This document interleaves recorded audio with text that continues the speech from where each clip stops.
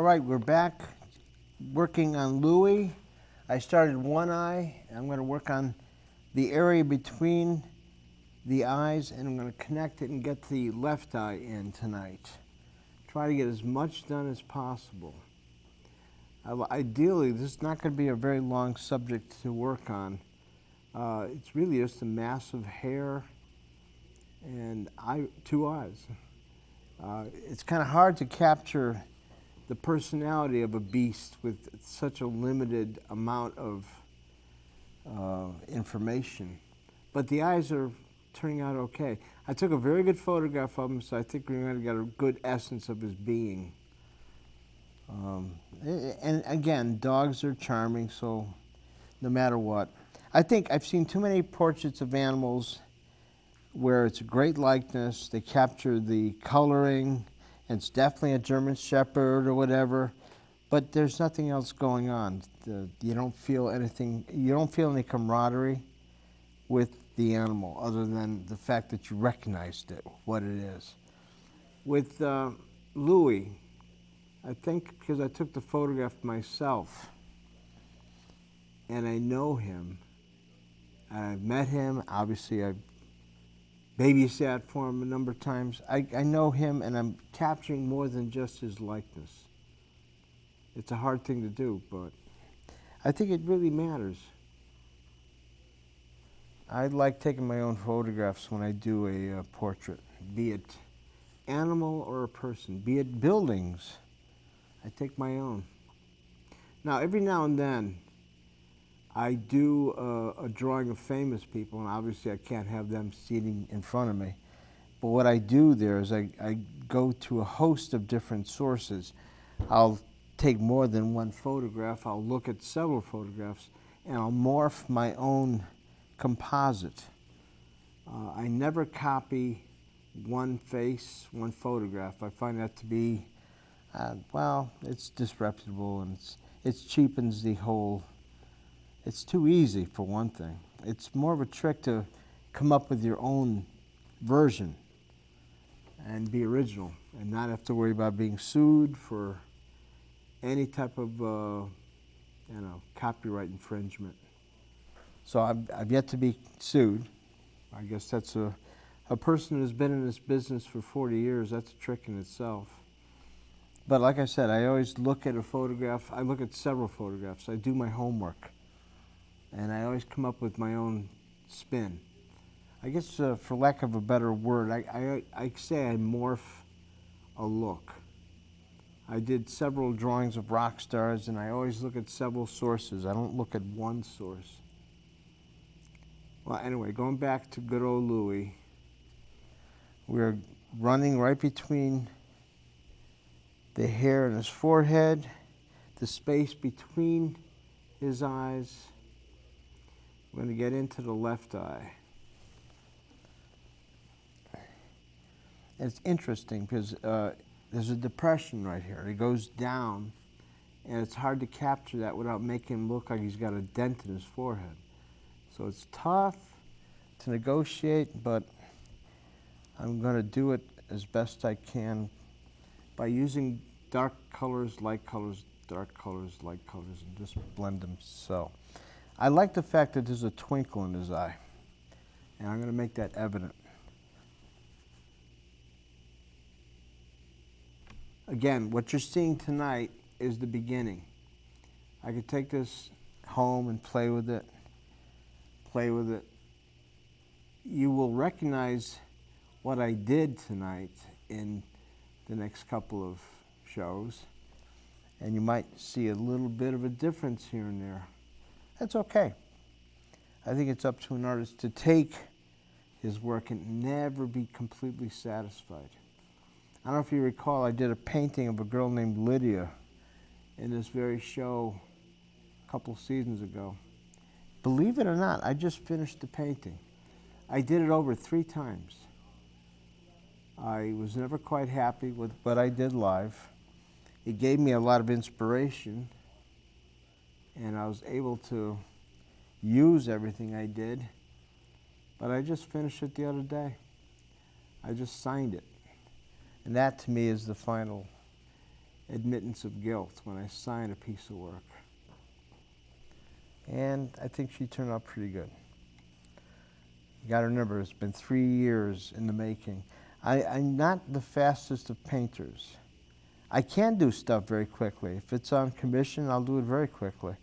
If it's for my own edification, I have only one person to satisfy, that's me. And I will take my darn sweet time. I have about 30 paintings at home that I consider mine, and I will not part with them because they are my collection. Louis is going to go to my daughter, but I think I like the way he's turning out. I think I'm going to do a whole bunch of animals. I've never done them. I've done a lot of freelance drawings and paintings of dogs, but I never did one for my own. And I think I'll do Louis. I did a pen of ink of a dog I owned one time. His name was Oreo, and I did a pen of ink of him. He was a black and white dog, more on the white side, and it was done in pen and ink, which is a difficult medium to do any type of dog with a lot of hair in. And it turned out pretty good.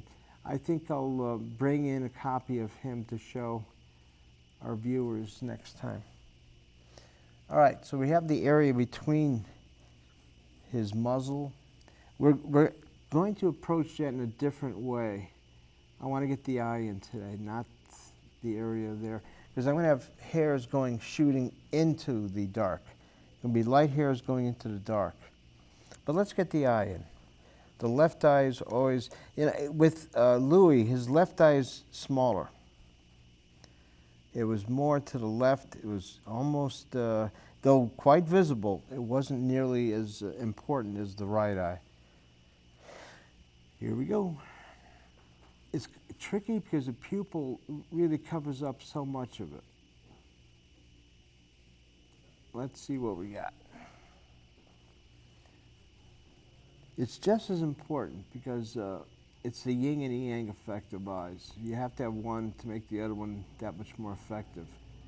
And with Louis, so much of his personality is visible in his eyes. He's such a ham. And he knows that people are photographing him. He knows that he's the center of attention. That's a charming thing. I'm not going to fault it. I've had a lot of dogs that were oblivious to attention. He's not. He craves it. And I find that to be what I like about him. Like I said, when he walks into a room, he dominates the room. He knows he's the center of attention, and the floor is his. We'll put a little dark behind the eyeball to make it project.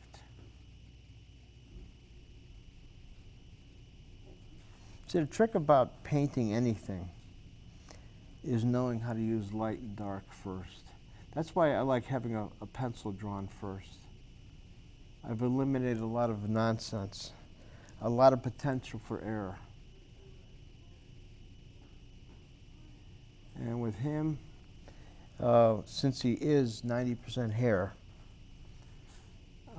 the trick was to pencil in the direction they take. When I paint, it's just a matter of going over what I did in pencil. I find a lot of people don't pencil sufficiently. They're almost afraid. And that's a thing I've seen in a lot of kids, and teach a lot of younger people how to paint and draw, and they don't know how to draw. Or they do it very quickly, almost apologetically. And I feel that drawing is so essential, so much a part of creativity. I almost tell people to constantly draw. And unfortunately, we live in a society right now where we're TV dominated. We don't draw so much. We don't read so much. We get most of our entertainment from the television, which in itself is okay, but it does limit us, I think. We're a viewing society. We're not interactive. I think I got his left eye pretty good. I like the way you could see the light is entering it. I think what I'll do now is the same thing I did on the opposite side. I'm going to put hairs bouncing away from that dark line. I've got some light made up. Go some light next. I haven't done the background yet. It's going to be tricky because what I have to do is paint the background against the lines I've already drawn up. It shouldn't be that hard though. I'm probably going to have to come up with a dark background because his hair is rather light. And if I come up with a lighter background, it's going to be a little confusing and hard to fathom. So I'm probably going to use, I like using, for lack of a better way of describing it, I call it a soap opera effect. I go from a dark to a light. And with Louis, since he's kind of a ragamuffin type of dog with a lot of brown and gray in him and a lot of white, I'm probably going to opt for a dark, cold color. So we'll see what happens. I'm thinking like a gold, but a dark, dark gold. And it's going to be very dark on the bottom and lighter on top. That's going to make more of him pop out. Now, I'm putting in a dark edge to this. I'm going to put a lot of light in there too. There's a nice dark little thing of hair here. I'm going to put that in now. And this is going to serve as my line of departure. I can't, this is where I'm not going to go any darker or lighter. This is it. Underneath it gets very light, so we're going to get a lighter tannish color.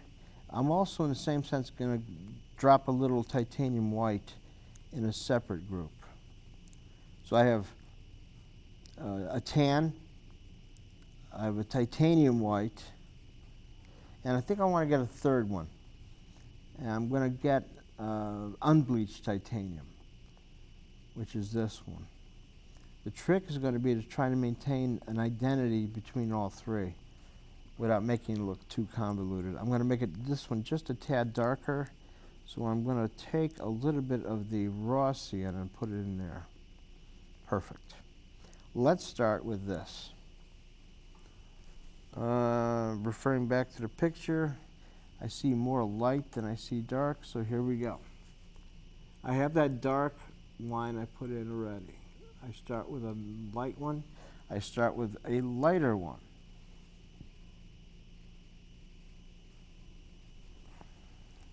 Try it again, see what happens. We'll go with the unbleached titanium. We'll go with a dark one now. This way, every hair has an identity. It's not all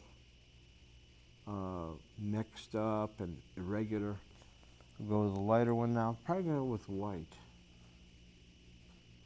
The trick is going to be that the background color is going to have to really maintain identity.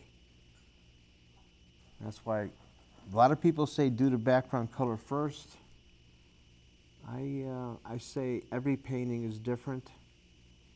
Make up your mind once you get the eyes done. Let that tell you what direction you're going to go. I think the left eye is working very nicely with the right. You'll laugh, but how many times do you see a painting where one eye is going one way and the other eye is going another way? Very important. And that's why when I take a photograph of anybody, I'd rather go for a 45-degree angle.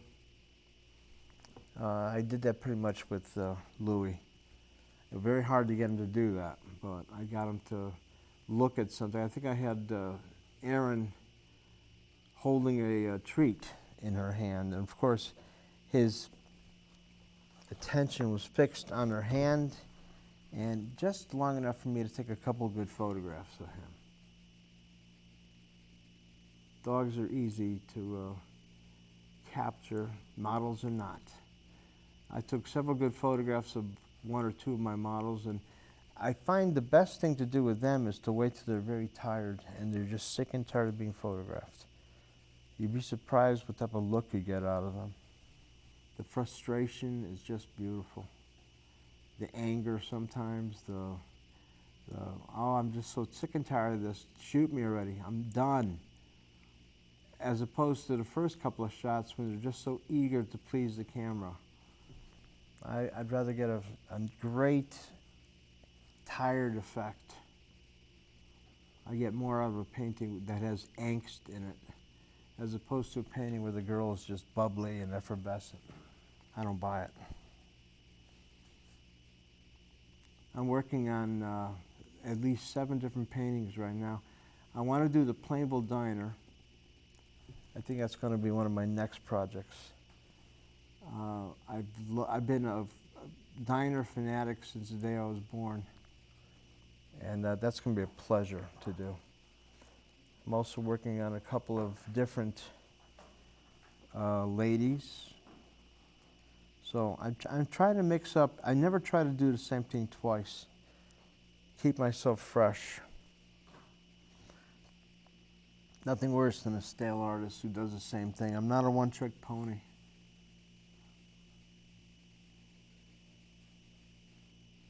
Like, for instance, I'm not going to do the same dog twice.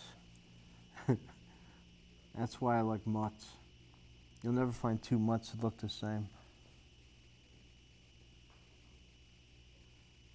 Now, notice, the hairs that I'm putting against the eye don't show up too well. I'm going to have to play with that at a separate time. I'm probably going to have to make them lighter. I'm going to use white and unbleached titanium, mix the two together, and go from the center here. It's tough because at this point you're talking about cramming the eye, and you want to keep that alive. I'm going to go back with a darker tone, Payne's Gray probably, and darken this up just one more time. I'm going the exact opposite of what I did with the hair, but now I'm doing it with black instead. That's a neat thing you could do. You don't have to necessarily just paint hair. You could paint the pupil dark and have it go the opposite direction. I think that's coming up pretty good. I'm going to do a little dark underneath the eye and see what happens. Very good. I think his left eye looks like it's on the same body. That's always a good sign. The nose is going to be a whole different thing. I've talked to a lot of my students about how to do any animal's nose, let's say dog or cat. If you've had pets and you've looked at your dog enough, you'll know that the nose is not a shiny little black object. It's got little perforations in it. And it behooves the artist to make sure you capture that.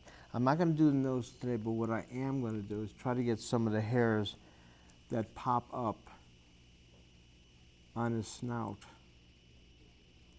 So what I'm doing is putting a line right here. We'll do the nose next time because it's going to be fun.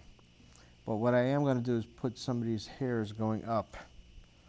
We'll start off with 1. I have to turn this just a bit. And I have to hold it to make sure I don't knock it off. So we start with 1. We go right to the base of the nose. Again, I have an assortment of colors on my palette. The trick about his hair is, to make it work, is to go to each adjacent color.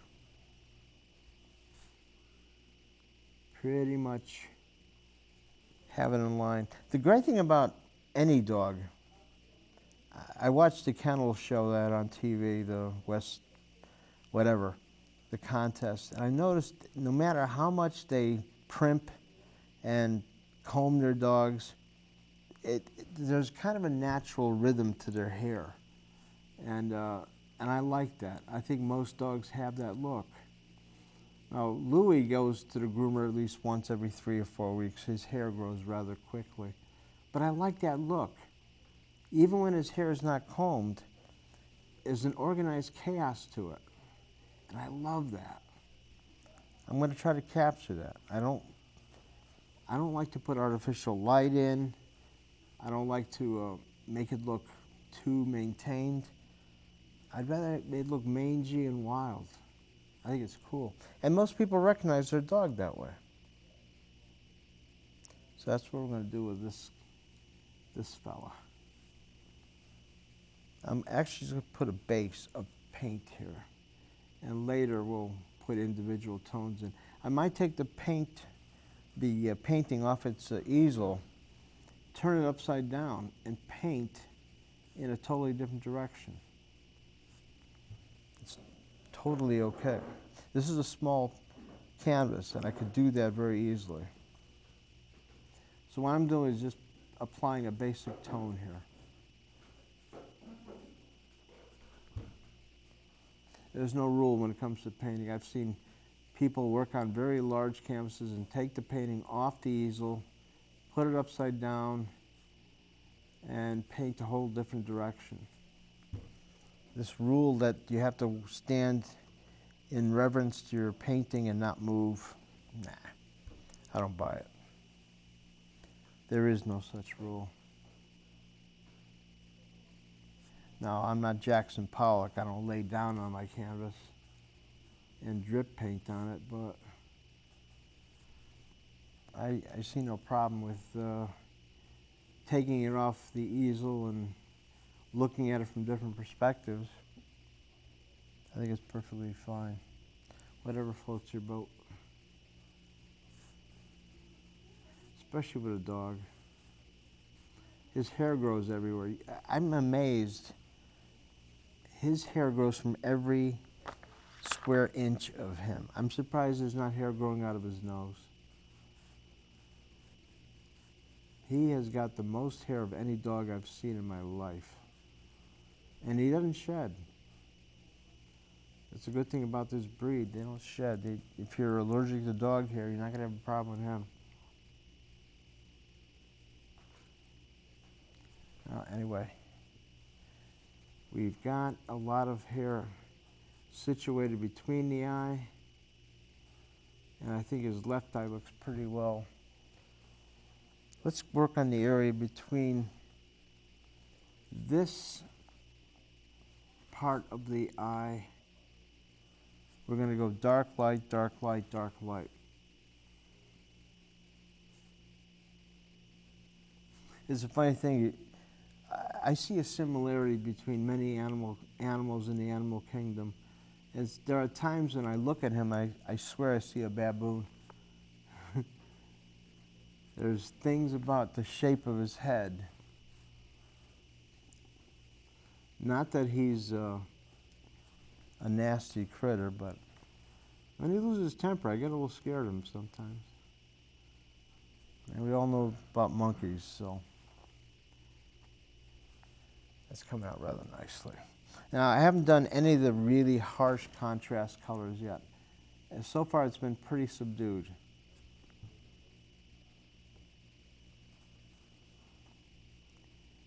And I like the amount of work that we've done so far is pretty good, and I'm surprised. We have two eyes that are pretty well situated. We could put a couple of dark lashes up here.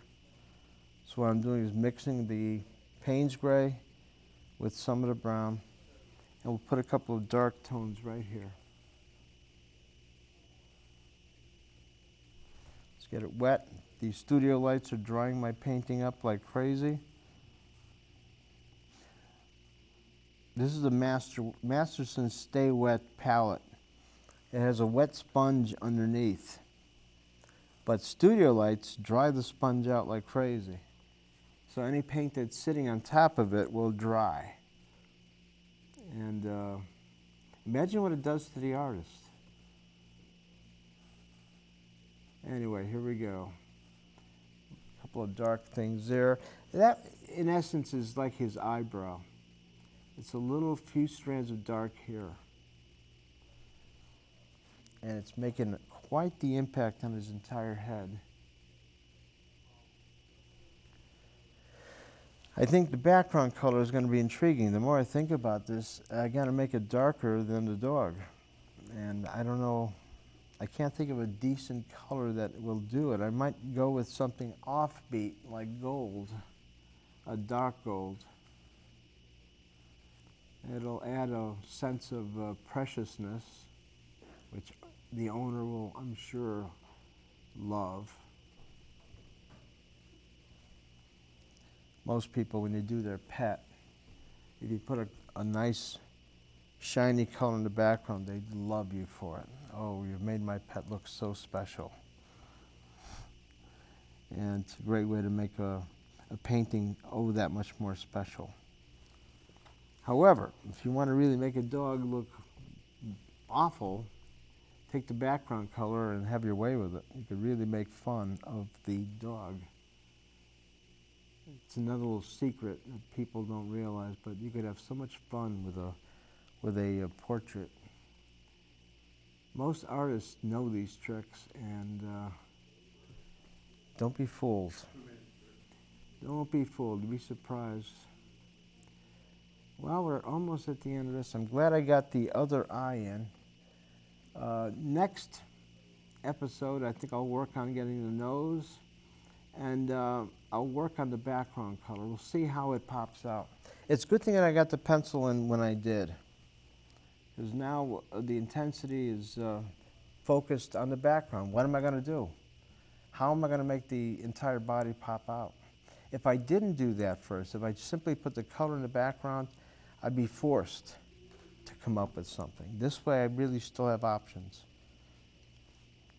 All right, let's do a little bit more here. I still see a little darkness up here, so I'll try some. I think my daughter's going to love this, and I think Louie is going to love it.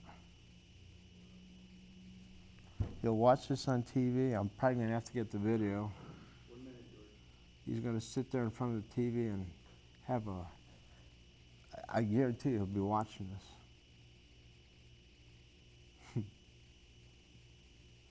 Never thought I'd see the day when a dog would be watching a video of himself being painted. All right. Very good. I see both eyes working in harmony, and that's a tough thing to get. The background color is going to really solidify the rest of the painting. Most people would wait till more of it's done. I'm not. I'll probably do a background color first.